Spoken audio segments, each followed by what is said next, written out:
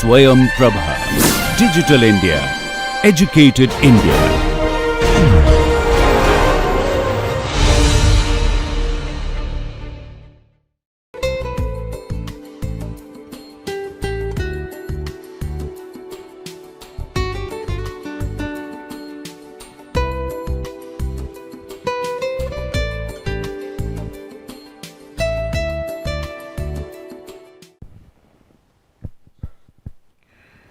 I welcome you in 18th lecture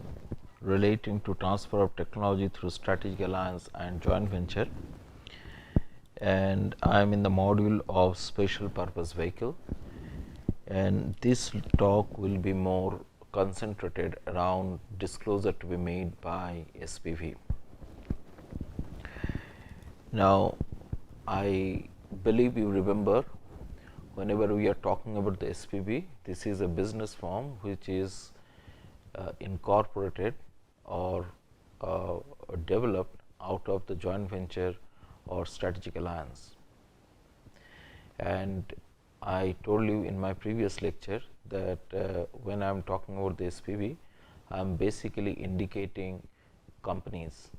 So, either this is a private limited companies or a public limited company, or it can be a public listed company. Now, in case of the SPV, as this is became a separate organization than that of its promoter or the joint venture partner or strategic alliance partner, this particular new organization need to make a disclosure continuously to the regulator, because this is a separate entity in the eye of law. Even though there is a substantial investment made by the joint venture partner or the strategic alliance partner in these particular SPV or this business form. Now, there is a several regulator to whom you need to submit the different document, or you need to make a disclosure in different time as per the requirement. Sometimes you will find it is prescribed by the statute itself, or sometimes you will find the regulator come up with a regulation or the rules time to time, or even sometimes they issue the guideline, or even they can also issue the press note. So, whatever it is, you need to respond to those particular notification, and you need to give the information on the regular basis to this particular regulator. Now, in generally you might need to give a copy to the trustee in the sense, if any trust has been created out of this particular SPV, or SPV has been formed as a trust, or if the SPV has been formed by the joint venture agreement or strategic alliance agreement, and then it has been incorporated as a company, then in that case the formation document or memorandum or article of the association you might require to give to the regulator. Now, when I am talking about the regulator, you should remember that it is a number of people who might be involved into these particular regulated things. Like if it is a foreign investment, then in that case the RBI might come into the picture, or maybe FIPB, a foreign industrial promotion board will come into the picture, or if this particular formation is like a public listed company, then in that case the SEBI will come into the picture, or if it is a simply a private or a public limited company, then in that case the Ministry of Corporate Affairs will come into the picture. Apart from that, there might be sectoral regulator who might be the regulator in a particular sector, and they require certain document. It might be the state government where you are operating, or might be the local government, they might prescribe some of the document to be given. So, what I did in this particular case, I generally created a generic list which you might require to give, but this is not the exhaustive list, or this is not the end list or the final list into this thing, but it is just a indicative list. Secondly, you need to give a financial account and statement of affair. Sometimes you need to give even the solvency statement, that how far this particular joint venture is doing well. Please do remember, which I am going to discuss with you little later, Now, the government is insisting for more and more offset. That means where the government is targeting a particular market to be developed, and therein the technology should be transferred into those particular domain where the government wanted to develop that particular market. And many of the time it so happen that not only the private players are coming as a joint venture partner, even the government also making an investment into that particular partner. In generally, this is popularly known as PPP model, partnership, private public partnership. So, in those particular circumstances, even the government might look for this particular information not as a regulator, but as a partner into the entire scenario. So, whatever it may, I mean, or the government even may ask for the solvency statement, because government might be worried about the health of this particular joint venture, because government want to act as a sponsor and they want to address a particular issue through this particular joint venture. Now, you need to give information relating to the constitution, ownership, capital size and size of the issue. Now, constitution, I have told, is generally the formation document or memorandum or article of the association. Then ownership structure is who is holding what percentage of the equity into this particular joint venture. That means, if there is a number of joint venture partners are there, they might not bring the capital in a equal percentage. There might be a variation, and what kind of a variation that it is, you need to disclose many of the time. Even sometimes you need to make this particular disclosure to the capital market regulator if that particular company is a public listed company. Now, you need to talk about capital structure also. That means, what percentage of the capital is come from equity, and what class of equity you have basically issued, or what percentage of the capital come from a preference shares, and what class of preference shares you have issued. If you have raised the money through the debenture, then in that case what kind of a debenture you have issued and to whom you have issued. Do the financial institutions has made an investment into your company? Then furthermore, you might need to disclose about if it is a convertible debenture, then in that case what is the structure of the convertible debenture and within which date it need to be redeemed. Then you might require to spell out if you are taking the deposit. And furthermore, the interesting part of it, that what is the arrangement relating to holding of this particular capital. That means, it might so happen, which I have discussed with you previously, that there is a some partner of this particular joint venture might like to dilute the stake, and if that particular arrangement is there, then what is the time period and timeline with which they need to do that. Now, terms of offering, including the interest of the payment, yield on the instrument. So, if you are having a different kind of instrument, then in that case you might need to talk about the terms of offering. Now, please remember, many of the time in case of the joint venture, everybody do not bring the cash, but they get the equity allotment because they bring some kind which is relevant to the business. Now, let me explain to you, like your partner might bring a technology. So, as because he is bringing the technology, he might not be interested to invest any single money into that particular joint venture, but in that case you need to allot the equity or different kind of securities, whatever you have agreed upon in the joint venture, to that particular person who has brought the technology. There might be a person who might give the land to this particular joint venture company, and in that circumstances you might need to give a kind of instrument or allot the instrument which you have agreed upon. Then in that case you need to talk about the interest payment on those particular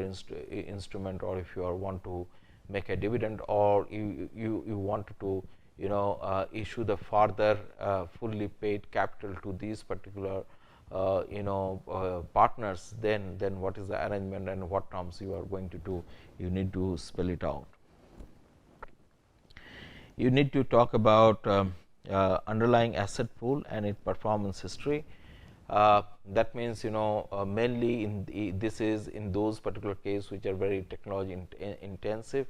and in that circumstances you need to say that what kind of asset which you have created over these years when the joint venture is in operation, and at the same time you might need to talk about the performance history. That means how much you have created an impact in the market, or what is the market capitalization of this particular joint venture. Is this market capitalization is somehow better than even its promoter or the joint venture partners, or the sponsor. So all this particular thing you need to make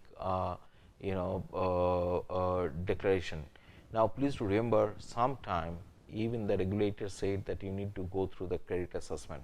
So in that particular circumstances, you need to go to the credit rating agencies who are going to assess based on the information which you disclose,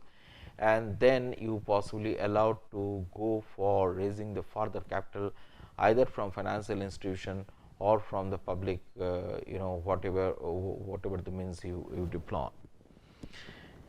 Now you need to give sometimes the information about the originator or joint venture or strategic alliance partner, and what are the transaction structure between them.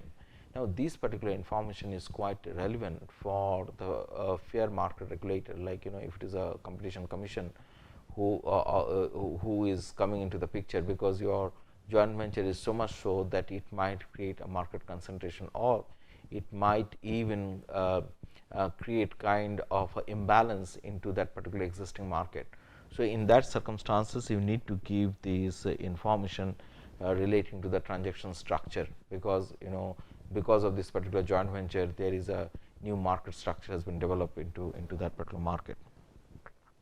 And furthermore, you need to talk about the service arrangement, credit enhancement detail, and the risk factor, etc. Because if you are looking for a public invitation, then in that case possibly you need to tell the people that what kind of a risk which is involved into this particular business. At the same time, you have to talk about if there is any service arrangement which you are sharing with some other agencies. It might be relating to the marketing, it might be relating to the supply chain, it might be relating to the repair and the service, whatever it may, whatever the agreement which you are doing, because these are all relevant from the perspective of the competition law or the the sectoral regulator, because they should know what is the market composition where you are operating. So these are the important information which you need to disclose periodically to the respective regulator. Now let me take you to the next stage of disclosure to the investors,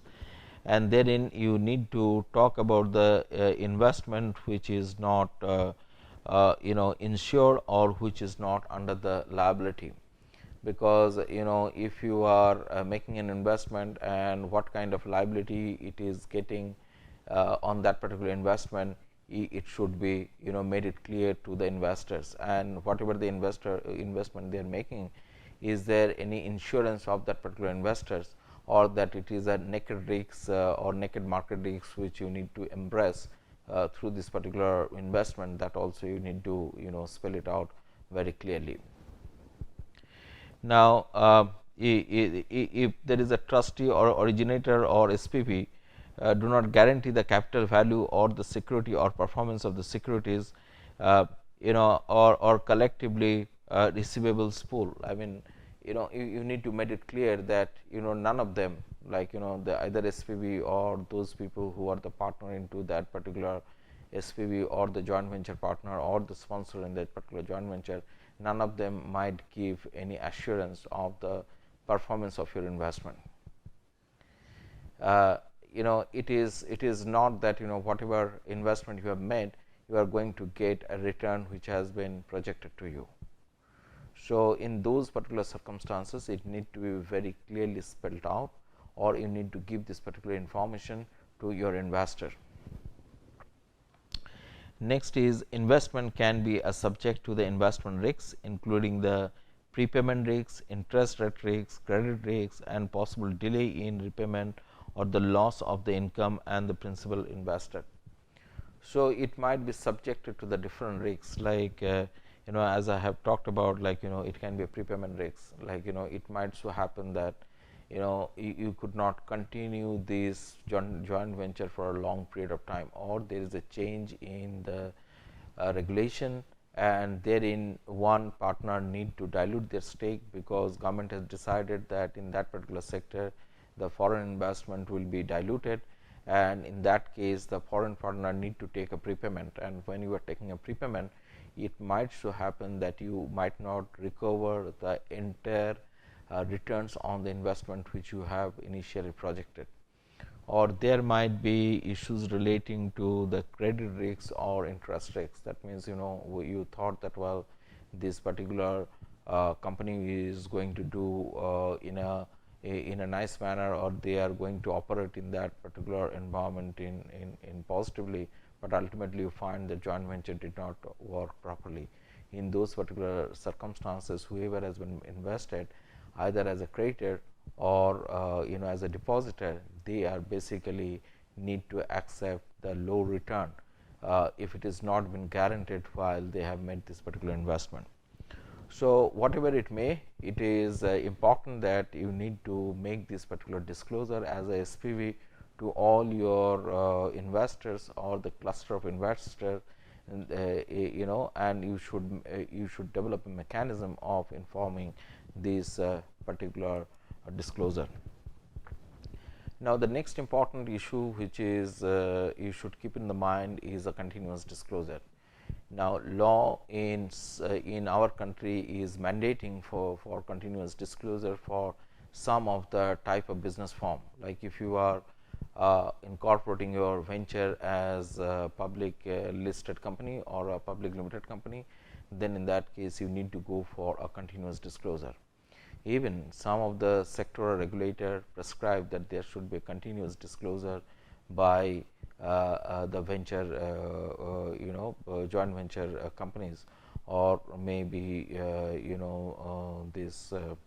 the organization which has incorporated out of the joint venture. Now, please do remember, when we are talking about the disclosure, as we have said, that disclosure which you need to make to the regulator and as well as the investor, you might need to make the disclosure to the wider people in addition to these two group of people. Like you might require to make the disclosure to larger stakeholders, and in those particular circumstances, please remember this disclosure can be categorized into three broad category. One is a financial disclosure, second is a non-financial disclosure, and third is a risk disclosure. And whatever it may, and whatever the regulation you are subjected to, you need to make this particular disclosure accordingly. And in some cases, you need to make this particular disclosure in every 6 months, and they also sometimes prescribe the channel by which you can make this disclosure, like you have to send it by the registered post or email or courier or fax, or in the periodical intervals, or it might suggest you that you need to post this particular disclosure in your website, and you need to keep that particular website updated every time whenever there is a certain change into that particular organization itself. Now, next is the periodical report. Periodical report is should be published by the SPV, and this is basically goes to the sponsor or the joint venture partner or SA partner, or whoever is promoted this particular SPV. Now, whenever the SPV is gone for a residual restructuring or renegotiating the terms of an agreement or the contract, and that has an effect on the transfer of the asset to the SPV, and that is need to be disclosed to its sponsor. Like many of the time you need to go for renegotiating the terms of the credit which you have received from the public financial institution, because whatever your projection was, you did not able to meet that particular projection for some of the external reason or external barrier, or maybe the regulatory barrier. So, in that case you need to go for renegotiation, or maybe you might go for reframing the entire agreement, because the person who has entered into agreement who has seeking the service from you or purchasing the product from you, they found that the agreement which they have entered upon are not relevant in the change circumstances. In that circumstances also you need to renegotiate that, and whatever you are renegotiating in the terms and condition in the business, you need to report back to your sponsor or the promoter or the joint venture partner who has done that. Now, there is another important issue which possibly I am going to talk little detail in my subsequent lecture, is relating to the project risks. Now, project risk is inevitable for any kind of joint venture or any kind of a SPV which is incorporated out of this particular joint venture. And this SPV might fails to manage the project because of within the timeline or the cost successfully, because of the several reasons. It might be internal operational problem, or it might be totally external to the that particular SPV, or it might be cost overrun. That means a particular estimation has been done and now it is more than whatever has been estimated, and it might be because of the external environment or maybe internal process delay. Like external environment might be there is a fluctuation in the currency, because whatever this particular transaction was happening, you need to depend on the foreign currency or the importing of some of the manufacturing item, and whatever it has been estimated, you find that because of this fluctuation in the currency has gone up, exchange price has gone up, and because of that cost of that particular import is gone up, or maybe there is a change in the import duty, and because of that you have a change into this particular thing, or because of the internal permission or maybe the agreement relating to restarting a particular project or rescheduling the project or commissioning the project, the joint venture partner could not agreed upon the terms on which this particular project will be started, and because of that the cost overrun has happened. So, whatever it may, you need to again report it back, and there might be delay or there might be other unforeseen element which might impact the viability of the project or profitability of the project, and whatever it may, you need to report it back. Please do remember, many of the time even the lenders come into the picture, because lender gives you a lending, or they have lent the money, or the creditor lend the money because they have basically gone lended the money based on your project report and the projection which you have made in your project report, and they might come and they might start enforcing the agreement for making the payment in time, or they might even take you to the court for enforcement of this particular agreement. So, in those particular circumstances, you need to be careful, and you need to even try to find out that how this thing can be guarded, or how the executive court required to defend against this particular allegation, or negligent or the breach of contract, whatever has been allegation has been made to that particular company. And please remember, these are the very serious problem, and many of the time your SPV might fail because of this particular risk, which is basically you have not taken care of, or you have not thought of while you have either developed your joint venture agreement or when you have framed your SPV. So, it is always always advisable to you that you should give adequate attention to this, and whatever these issues are, you need to keep on reporting back to those people who are basically related or relevant to this particular SPV. That means the sponsor, or maybe the lender, or maybe government agency who might have an interest over this particular joint venture, so on and so forth. So that if there is any difficult scenario arises, then everybody lend their hand to get out of this particular difficult situation, instead of creating further problem to this particular SPV. Now, lastly, there might be issue relating to the environmental liability, and this is becoming more and more on different state, different industry who creates an impact over the environment. And in our country, the environmental regulator is become very stringent nowadays, and they have basically come out with the different environmental norms, and you need to comply with that. Many of the time you will find these particular environmental norms are so stringent that you might feel that these are not business friendly.